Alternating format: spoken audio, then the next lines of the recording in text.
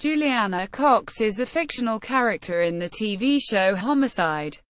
Life on the Street for seasons 5 to 6. Played by actress Michelle Forbes. Cox was introduced in the season 5 episode M.E. Myself and I, returning to her hometown to take a position as the chief medical examiner. M.E. After 2 years at the morgue in Buffalo. Her father is in frail health and barely hanging on. He passes away within days of her arriving, devastating her. While it's first implied that he has died of natural causes, she later reveals that he died from injuries sustained in a car crash caused by a drunk driver. She compensates for her sadness, stating that, "Sometimes I drive too fast. Sometimes I drink too much. Sometimes I fall madly in love with the wrong man."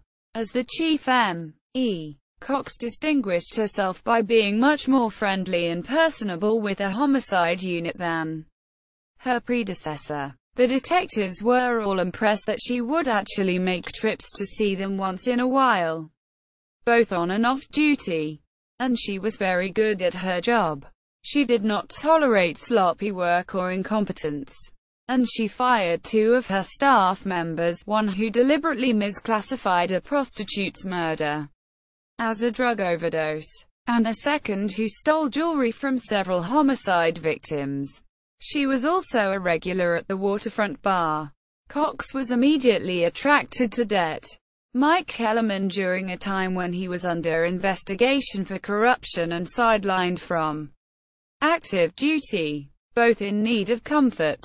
They had a one-night stand that turned into a very open, laid-back sort of pseudo-relationship which mostly consisted of them getting drunk and having sex. The relationship eventually went downhill fast, however, and they distanced themselves. Cox briefly had a relationship with Det. Tim Bayliss, although she later admitted that it was mostly wanting someone over the holidays. And she angrily ended any relationship when he returned a pair of earrings to her in front of everyone at a crime scene.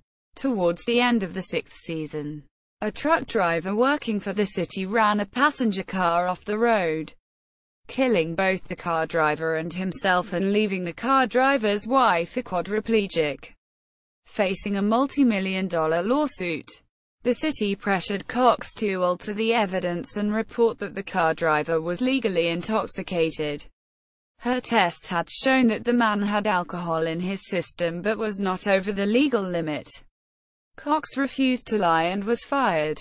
Hearing later that the city had to pay the wife a $45 million settlement, she said goodbye to Kellerman and lamented that they had never put together a real relationship, implying she would have stayed around if they had. After losing her job, she left Baltimore. She returned in Homicide, the movie, to help the detectives catch a man who tried to assassinate Al Giardello, who had been the shift commander during the series.